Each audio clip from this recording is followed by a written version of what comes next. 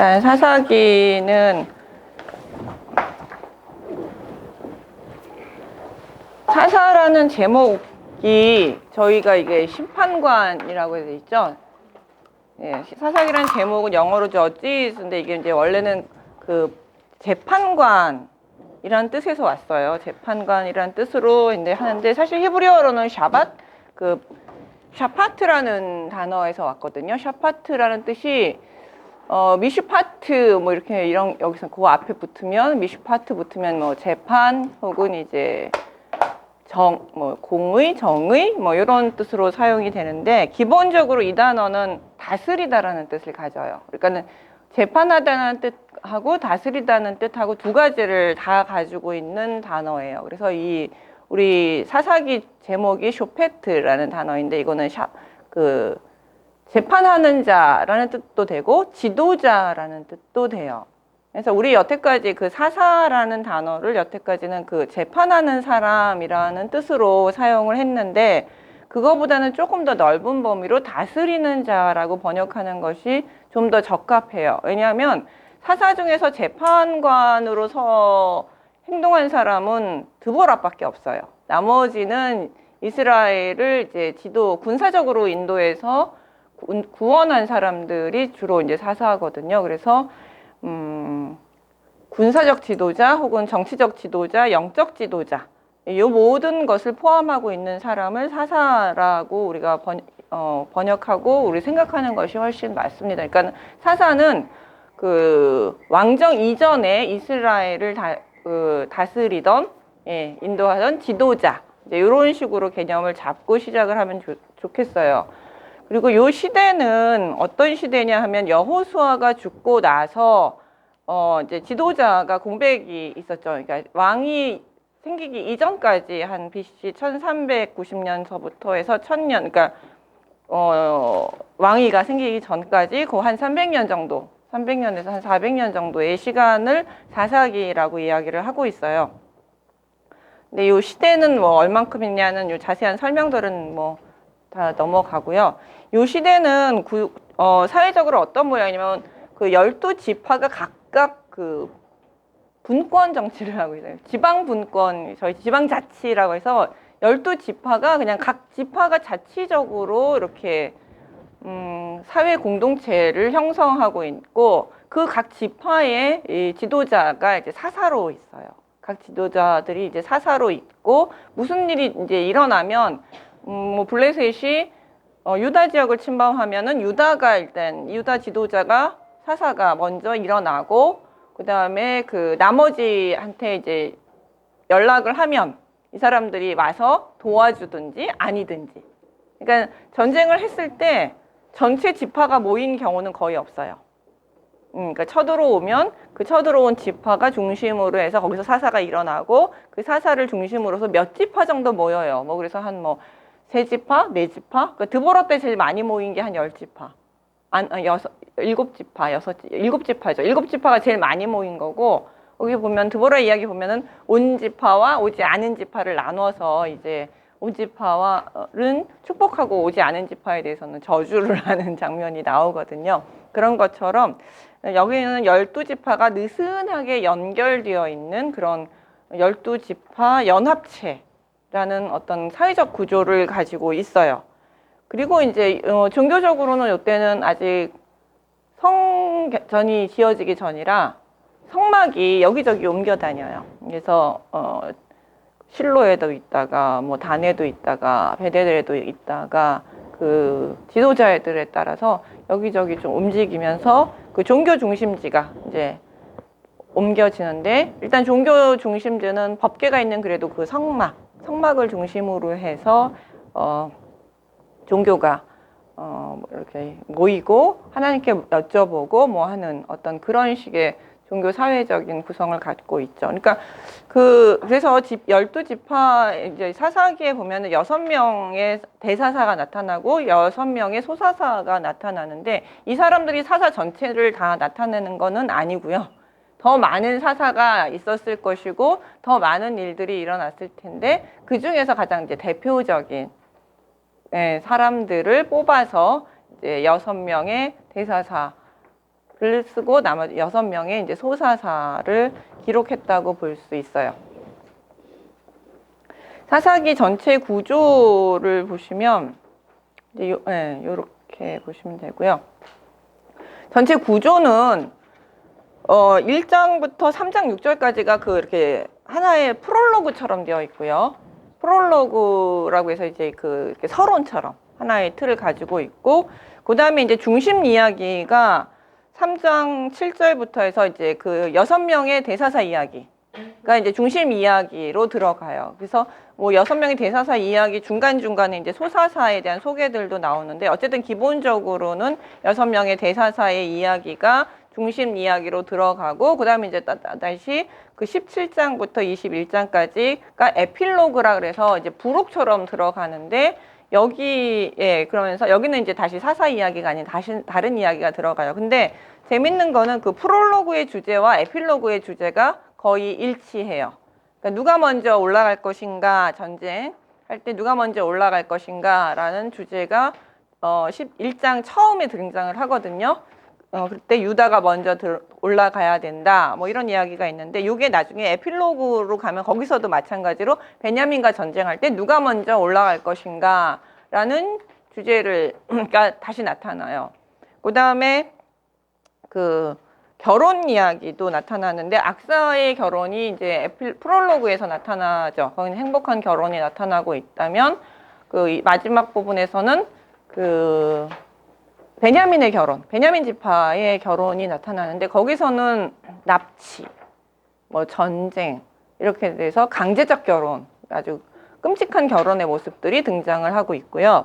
그 다음에 이제 종교적 타락 이야기도 프롤로그에서 등장하는데, 반역, 이게 패턴, 사사기 패턴이 이제 여기서 이제 소개가 돼요. 요 앞부분에서 2장 6절부터 3장 6절까지 해서 사사기 패턴이 반복 패턴인데, 하나님께서 이스라엘이 하나님 앞에 이제 악을 행하였다.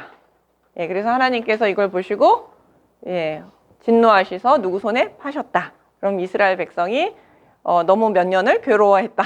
그래서 여호와께 부르짖었다. 여호와께서 들으시고 사사를 세우셔서 구원하셨다.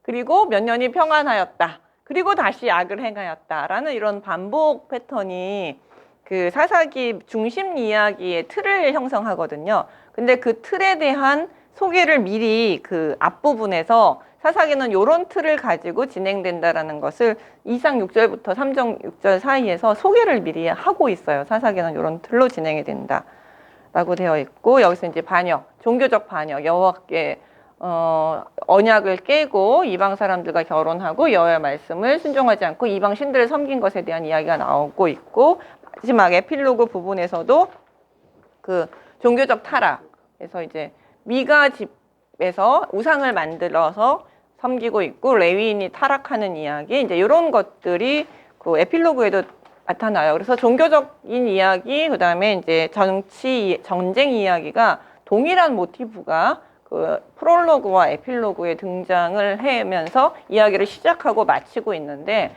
그게 이제 질적으로 조금 달라요. 프롤로그는 좀 더 긍정적인 이야기 쪽이 있다면, 전쟁 이야기 속에서 얘들을 유다가 올라갈 것이다 그러면서 이제 먼저 적극적으로 올라가고 있고, 그다음에 여기서 전쟁이 대상이 가나안이에요. 그러니까 가나안은 하나님께서 이제 진멸하라고 명령하신 그 민족이기 때문에 가나안과의 전쟁에서 적극적으로 유다가 나서는 모습을 보여주고 있는 반면에, 그리고 이제 결혼도 악사의 결혼은 되게 긍정적인 결혼이에요. 아버지가 되게 축복해주고, 악사는 또 자기가 필요한 것들을 충분히 주장하고 하는 어떤 긍정적 결혼의 모습을 가지고 있다면, 이 마지막 부분에 나타난 에필로그에서는 첫 번째는 전쟁 대상이 동족이에요.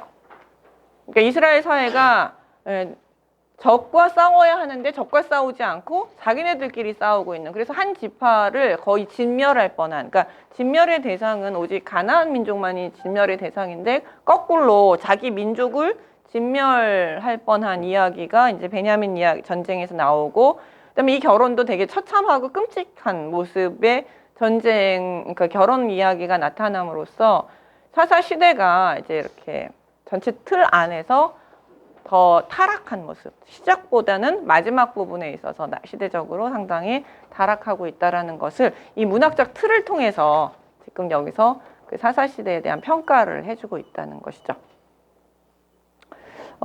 요게 이제 이런 구조를 가지고 있고, 또 재밌는 거는 중심 이야기에서 보면은 그 6명의 사사 이야기가 나오는데 1번, 2번 나오고 나서 소사사들이 이제 소개될 때 첫 번째는 1명 소개됐다가요. 그 다음에 3번, 4번 사사 소개되고 나서 두 명의 사사가 소개가 되고, 다음에 5번 입다 소개되고 나서 3명의 사사가 소개가 돼요.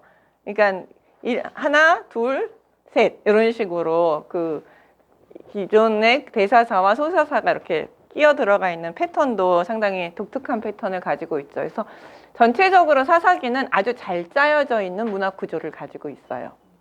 네, 그러니까 사사기 전체는 대략적으로는 시대순을 가지고 있지만 큰 틀에서 보면은 어떤 문학적인 자신의 신학을 잘 드러내기 위한 어떤 좋은 문학 구조를 가지고 있다라고 얘기해서 사사기를 단순한 역사서로만 읽을 수는 없고 내러티브로 잘 구성된 역사 이야기, 예, 이렇게 보시면 됩니다. 근데 역사는 역사예요. 그렇지만 이거를 그 잘 뭐라 그럴까요? 구성을 다시 만들어 놓은 것이죠. 그 패턴은 요거 그냥 틀은 제가 표로 있죠. 그 표, 예, 그거 그냥 보시면 돼요. 요 표들이 중심 이야기의 틀은 요 표대로 이렇게 쭉 나오는데, 요게 다 나오는 사람도 있고, 온니엘 같은 경우는 요 틀이 다 나와요. 그래서 요 틀을 뭘로 중심으로 온니엘 이야기를 중심으로 해서 요 틀을 짰는데, 모든 사사가 이 틀에 다 들어가는 건 아니에요. 정확하게. 그러니까 대략적으로 이제 뭐 배교, 우상숭배, 진노, 대적, 박해기한, 부르짖음, 사사, 뭐 구원, 지배, 평화 이런 이야기, 죽음 뭐 이런 이야기들이 대략적으로는 다 나오지만 모든 사사가 다 나오는 건 아니고 더 뒤로 갈수록 요 틀이 더 깨져요. 좀 더 느슨해지고 좀 풀어지는. 온니엘이 가장 빡빡하게 이 틀에 들어가 있고, 삼손에 가면 상당히 많이 풀어져 있는 그런 모습들을 우리가 좀 볼 수 있어요. 그래서 요 틀에 맞느냐 가지고 사사냐 아니냐를 따지는 것 자체가 사실은 무의미합니다. 근데 그 전까지는 이 틀에 맞으면 정상적인 사사이고, 이 틀에 안 들어가면 정상적인 사사가 아닌 걸로 보는 경향이 있었어요. 제가 왜 이런 얘기를 하냐면, 이제 에훗이라든지 드보라라든지 입다 같은 경우는 요 틀에서 조금씩 벗어나요. 그렇죠? 여기 보시면 이제 긴 구멍들이 있죠. 네, 그래서 에훗이라든지 드보라, 입다 같은 경우는 뭐 꼭 차긴 찾는데 사실은 이 틀이 다 안 맞아요. 네, 그래서 사사냐 아니냐에 대한 논란들이 상당히 많이 있습니다.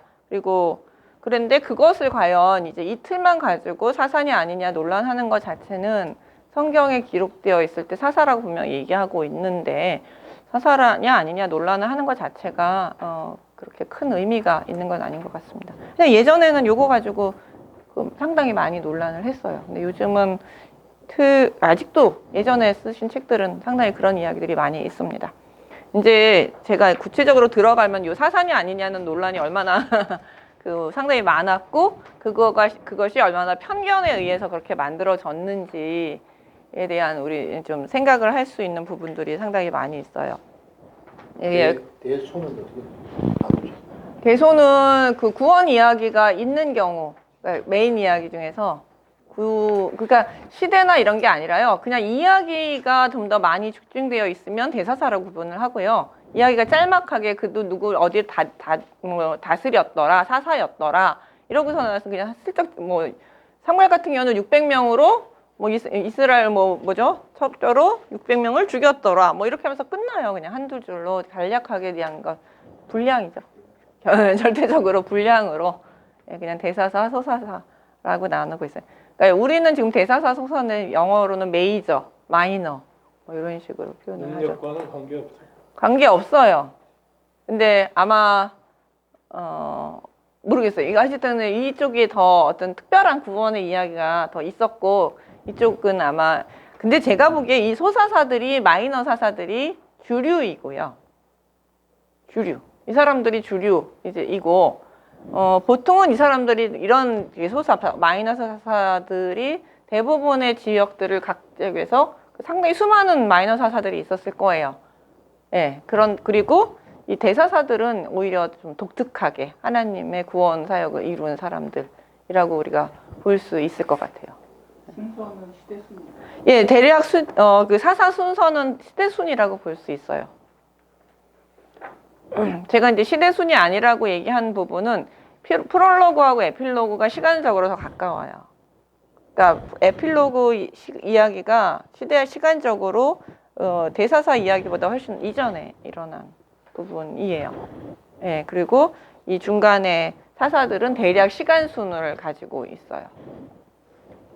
근데 전체적으로 이 사사들의 시간이 다 합쳐버리면 전체 사사 기간을 넘어가요.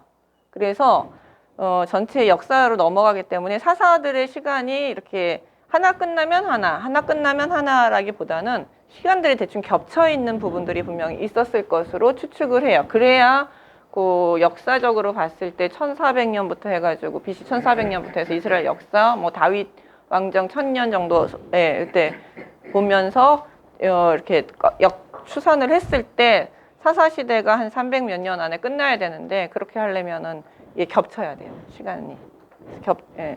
그래서 옛날에는 겹치지 않게 김희보 교수님이 아마 옛날에 이스라엘 역사 가르치시면서 하셨었는데 그때는 겹치지 않도록 보기 위해서 많은 애를 쓰셨는데 굳이 그렇게 할 필요가 없어요. 예. 요즘같이 그러니까 나라의 하나에 있는 유일한 지도자가 아니라 네. 지역별로 있는 지도자가 네. 굳이 이렇게 설명할 필요가 없다는 얘기죠? 네, 그렇죠. 그러니까 이게 어떻게 겹쳤는지는 성경이 얘기하고 있지 않아서 모르지만 하나 죽고 하나 또 태어나고 꼭 이거는 아니고 이 사람들과 이 사람 사이에 얼마